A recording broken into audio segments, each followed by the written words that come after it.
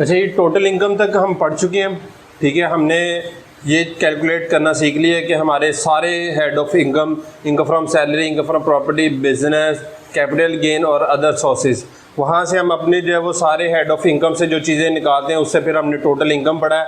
Total income में से जो 5 चीज़ें माइनस होती हैं, ज़कात, वर्कर वेलफेयर फंड, उसके बाद जो है वो डोनेशन क्लास अंडर 61 वाली, markup on housing finance scheme और चिल्ड्रन एजुकेशन फ़ी, तो हमारी एक्चुअल टैक्सेबल इनकम निकल आती है। उसके बाद फिर हम शेयर फ्रॉम एओपी ऐड करके taxable income for rate purpose निकाल लेते हैं। यहाँ तक हमारा जो है वो फर्स्ट हिस्सा जो है वो कंप्लीट हो गया, जिसके अंदर हमने अपनी टैक्सेबल इनकम या एक्चुअल टैक्सेबल इनकम निकालनी है, वो हमारा हिस्सा कंप्लीट हो गया। अब दूसरा हिस्सा हमारा जो है वो उसके अंदर हम पढ़ेंगे competition of tax payable. Competition of tax payable, ये हमने निकालना है, ठीक है। अब इसको तो एक्सप्लेन करने से पहले अगर आप देखें तो ये एक टेबल जो है वो मैंने यहाँ पर लिखा हुआ है। आपका जो पेपर होगा उस पेपर के अंदर ये टेबल आपको गिवन होगा कि इनकम फ्रॉम सैलरी के ऊपर जो स्लैब रेट जिसको आप कहते हैं, उस स्लैब रेट का जो आपको कॉलम होगा, जो टेबल होगा, वो पेपर में उसने एंड पे आपको बताया होगा। आपको पता चलेगा कि आपकी जो टैक्सेबल इनकम आई है या एक्चुअल टैक्सेबल इनकम आई है तो वो किस स्लैब रेट में फॉल करी है, उसके हिसाब से आपने जो है वो उसके ऊपर टैक्स लगाना है। तो यहाँ पर जो टैक्स पेएबल है इसमें सबसे पहला जो स्टेप 1 है, इसमें आप ग्रॉस टैक्स निकालेंगे, ग्रॉस टैक्स, ठीक है जी। उसका तरीकाकार क्या होगा कि जो भी आपकी इनकम आई है, एक्चुअल टैक्सेबल इनकम आई है या taxable income for rate purpose I है, उसको आपने यहाँ पर इस स्लैब के अंदर देखना है। उस स्लैब के हिसाब से जो आपका अमाउंट आएगी, जो अमाउंट फॉल करेगी, वो आपका जो है वो यहाँ पर ग्रॉस टैक्स आ जाएगा। तो नंबर 1 हिस्सा जो है वो आपका क्या है, ग्रॉस टैक्स आ जाएगा। मिसाल मैं देता हूँ कि अगर आपकी इनकम आई है 12 लाख रुपया, तो इसका जो है वो टैक्स 12 लाख से 25 लाख तक, तो इसका टैक्स कैसे आएगा कि 12 लाख से जितनी भी रकम ज्यादा होगी उसका 5% आप ले लेंगे। फॉर एग्जाम्पल मैं ये कहता हूँ कि हमारी इनकम आई है 13,50,000, ठीक है जी। अब ये स्लैब रेट इसका ये है कि ये 12 लाख से कम जितनी रकम होगी उस पर टैक्स नहीं है, 12 लाख से ऊपर जितनी है उसका आप 5% ले लेंगे। तो 12 लाख से ऊपर जो है वो हमारी आएगी income 1,50,000,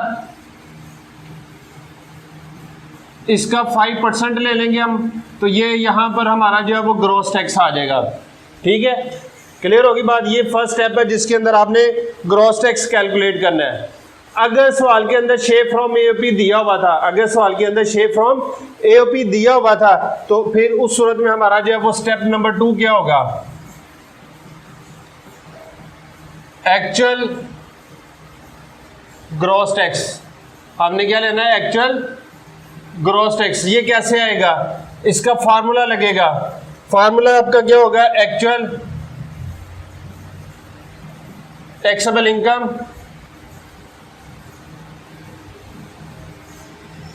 divided by taxable income for rate purpose multiply by tax on taxable income for rate purpose, ठीक है जी। तो एक्चुअल टैक्सेबल इनकम वो होगी जो शेयर फ्रॉम एओपी ऐड करने से पहले थी। शेयर फ्रॉम एओपी ऐड करने से पहले से जो इनकम है वो आपकी एक्चुअल टैक्सेबल इनकम है। इससे पिछला लेक्चर सुन के जो है वो इसको सुनिएगा ताकि आपको जो है वो ये बातें समझ आ जाए, ठीक है। उसके बाद शेयर फ्रॉम एओपी जब आपने ऐड किया तो taxable income for rate purpose आ गई, और tax on taxable income for rate purpose, ये जो आपने ग्रॉस टैक्स यहाँ पर निकाला है इसको आप कहेंगे tax on taxable income for rate purpose. तो जब आप इस फार्मूले के अंदर कीमतें पुट कर लेंगे, पुट करके आंसर ले लेंगे, तो जो आंसर आएगा उसको आपने इस कॉलम में, आउटर कॉलम में लिख देना है और इसके नीचे जो है वो आपने लाइन लगा देनी है। इसका मतलब कि ये यहाँ पर खत्म हो गया। अब जो चीज़ ऐड होनी है वो इसमें होनी है, अगर कोई चीज़ माइनस होनी है तो इसमें से होनी है। ये आपका जो है वो अब आपका ग्रॉस टैक्स हो जाएगा। ठीक होगी बात ये। नंबर थर्ड स्टेप, इसमें हम ऐड करेंगे सेपरेट ब्लॉक टैक्स, जिसमें नंबर 1 जो है वो प्रॉपर्टी इनकम आ जाएगा। प्रॉपर्टी इनकम, अगर आपकी income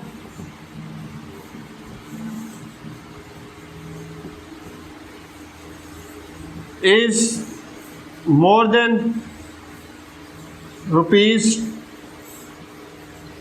₹2 lakh, then excess amount then 2 lakh will be taxable at the rate of 5%।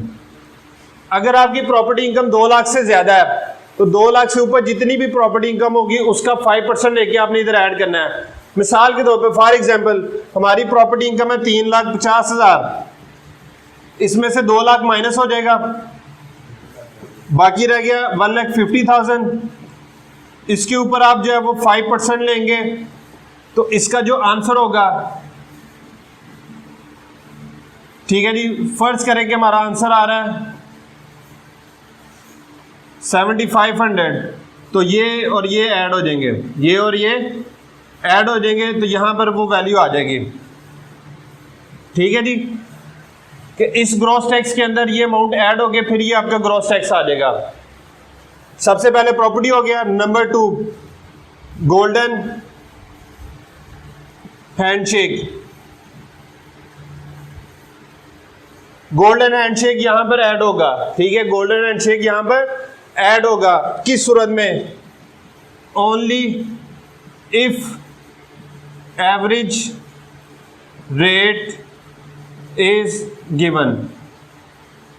Golden handshake यहां पर ऐड होगा अगर एवरेज रेट होगा, अगर एवरेज रेट होगा। अगर एवरेज रेट नहीं है, पिछले 3 सालों का या पिछले 2 सालों के रेट गिवन है, तो भी यहां पर ऐड हो जाएगा। गोल्डन हैंडशेक के साथ उसने अगर रेट आपको बताए हुए हैं कि जी पिछले 2 सालों में रेट ये था, पिछले 3 सालों में रेट ये था, तो वो यहां पर उस सूरत में आ जाएगा। अगर गोल्डन हैंडशेक जो है वो विदाउट रेट है, रेट के बगैर है, तो फिर यहां पर ऐड नहीं होगा। ठीक है, तो ये आपने, मैं साथ नोट भी लिख देता हूं। If golden handshake without rate is given, then it will be taxable under income from salary। अगर ये विदाउट रेट गिवन है तो इस सूरत में ये इनकम फ्रॉम सैलरी के अंदर जो है वो क्या हो जाएगा, टैक्सेबल हो जाएगा। उसमें जाके इसको जो है वो सारा लिख देंगे। ठीक होगी बात ये। अब आपने क्या करना है, गोल्डन हैंडशेक जब आपको गिवन होगा तो आपको एक अमाउंट गिवन होगी और उसके जो है वो पिछले 2 साल के या 3 साल के रेट गिवन होंगे। अगर 2 साल के हैं तो दोनों को जमा करके 2 पे तकसीम कर दें, अगर 3 साल के है तो तीनों को जमा करके 3 पे तकसीम कर दे, तो एवरेज रेट निकल आएगा। फॉर एग्जांपल उसने कहा कि जी आपके पिछले जो रेट हैं 15% एक है, 10% एक है और 25% एक है।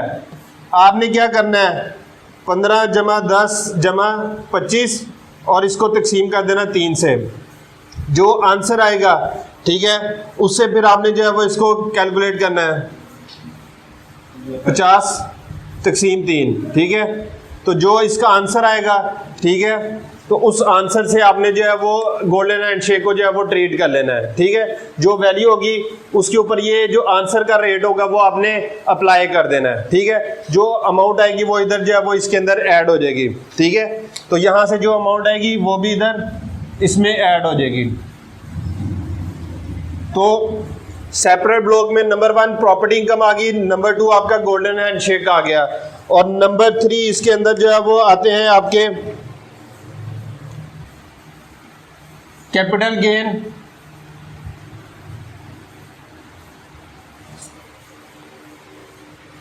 On sale of public company shares. ठीक है जी। और यहाँ मुदारबा शेयर्स या सर्टिफिकेट, मुदारबा सर्टिफिकेट्स। हमने इनकम फ्रॉम कैपिटल गेन पढ़ा है, उसके अंदर हमने पढ़ा था कि जो capital gain on sale of public company shares या सिक्योरिटीज या मुदारबा सर्टिफिकेट, तो वो वहां पर हम कैपिटल गेन में लिखते हैं, लेकिन उसको इनर कॉलम में लिखे, नीचे हम लिख देते हैं separate rate tax, separate rate tax, वो यहां पर आगे ऐड होंगे। ठीक है, किस हिसाब से? उसकी जो है वो 4 कंडीशंस हैं। नंबर 1, अगर उसने कहा होगा in case of holding period is less than 1 year, अगर उसका holding period less than 1 year होगा तो इस सूरत में 15% of gain, 15% of gain will be taxable. जितना आपका गेन होगा उसका 15% आप टैक्सेबल करेंगे। मिसाल के तौर पर अगर आपको गेन हुआ है 1 लाख रुपया, तो इसका 15% लेंगे, जो आंसर आएगा वो इधर आउटर कॉलम में टैक्सेबल हो जाएगा। मतलब आपके इस ग्रॉस टैक्स के अंदर उसने अल्टीमेटली ऐड होना है। नंबर 2, अगर holding period in case of holding period is more than 1 year but less than 2 year, अगर 1 साल से ज़्यादा है और 2 साल से कम है तो इस सूरत में 12.5% of gain will be taxable. तो गेन का 12.5%, वही बात, अगर 1 लाख रुपया गेन है तो इसका 12.5% आंसर लेके इधर टैक्सेबल कर देना है। ठीक है, अगर ये है तो ये, अगर ये होगा तो ये रेट होगा। ये कंडीशन है, ये सारे एक ही सवाल में गिवन नहीं होंगे। ठीक है, कोई सा एक पॉइंट गिवन होगा। अच्छा, तीसरी option, in case of holding period is more than 2 year but less than 3 years, 2 साल से ज़्यादा और 3 साल से कम है, तो इस सूरत में 7.5% of gain, 7.5% of gain will be taxable. तो गेन का जो है वो मिसाल के तौर पर गेन है 1 लाख, तो इसका 7.5% जो है वो इधर टैक्सेबल हो जाएगा। और third option, in case of holding period is, अच्छा ये सॉरी यहाँ पर ये 4 ईयर है, इज मोर देन 4 ईयर्स। अगर ये मोर देन 4 ईयर्स होगा तो ये फुली एग्जेम्प्ट हो जाएगा। कोई भी रकम आउटर कॉलम में या ग्रॉस टैक्स में कुछ भी जो है वो ऐड नहीं होगा। ठीक होगी बात? ये था कैपिटल गेन का। नंबर 4 जो आपका सेपरेट है वो है capital gain on sale of inherited house या immovable property. Capital gain on sale of inherited house या इसको आप कह लें इमूवेबल प्रॉपर्टी। तो capital gain on sale of inherited house या इमूवेबल प्रॉपर्टी, तो वो भी आपका सेपरेट रेट टैक्स में आएगा, यहां पर ऐड होगा। इनकम फ्रॉम कैपिटल गेन के हेड में उसको आप लिखेंगे इनर कॉलम में, आउटर कॉलम में कुछ नहीं आएगा, टैक्स इधर आगे आपने ऐड करना है। इसमें दो कंडीशन है, ठीक है। Number A, if property is acquired before 1 जुलाई 2016, अगर आपने प्रॉपर्टी 1 जुलाई 2016 से पहले खरीदी है तो फिर रेट डिफरेंट है। अगर if property is acquired after 1 जुलाई 2016, ठीक है, तो फिर इसका जो है वो टैक्स जो है वो मैटर डिफरेंट हो जाएगा। अच्छा, अब इसमें आपने देखना है होल्डिंग पीरियड, ठीक है, इसमें आपने क्या देखना है, होल्डिंग पीरियड। अगर यहाँ पर जो है वो फर्स्ट वाले में हम बात करते हैं कि अगर जो है वो होल्डिंग पीरियड यहाँ पर if holding period is less than 3 years, तो इस सूरत में जो है वो ये 5% of gain will be taxable, 5% of gain will be taxable. और number second, if holding period is more than 3 years, तो इस सूरत में जो है वो ये फुली एग्जेम्प्ट हो जाएगा। फिर कोई भी अमाउंट आउटर कॉलम में नहीं आएगी। अगर लेस देन 3 ईयर है तो उस सूरत में जो है वो 5% ऑफ गेन, अगर मोर देन 3 ईयर है तो फिर फुली एग्जेम्प्ट हो जाएगी। अच्छा जी, अगर आफ्टर 1 जुलाई 2016 है तो इस सूरत में हमने जो है वो होल्डिंग पीरियड्स देखने हैं, ठीक है। पहला, अगर if holding period is less than 1 year, अगर इसका होल्डिंग पीरियड 1 साल से कम होगा तो इस सूरत में 10% of gain will be taxable. अगर फॉर एग्जांपल 50,000 का गेन हुआ है तो उसका 10% लेंगे, जो रकम आएगी इधर टैक्सेबल कर देंगे। अगर जो है वो आफ्टर 1 जुलाई 2016 है तो होल्डिंग पीरियड जो है वो लेस देन 1 ईयर होगा तो 10% ऑफ गेन जो है वो टैक्सेबल हो जाएगा। और second, if holding period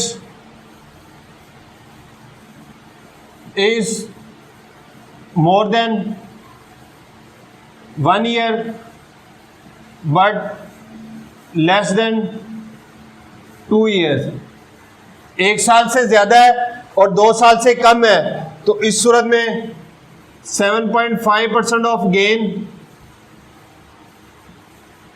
will be taxable. तो अगर 50,000 का गेन हुआ है तो इसका 7.5% लेके इधर टैक्सेबल कर देना है।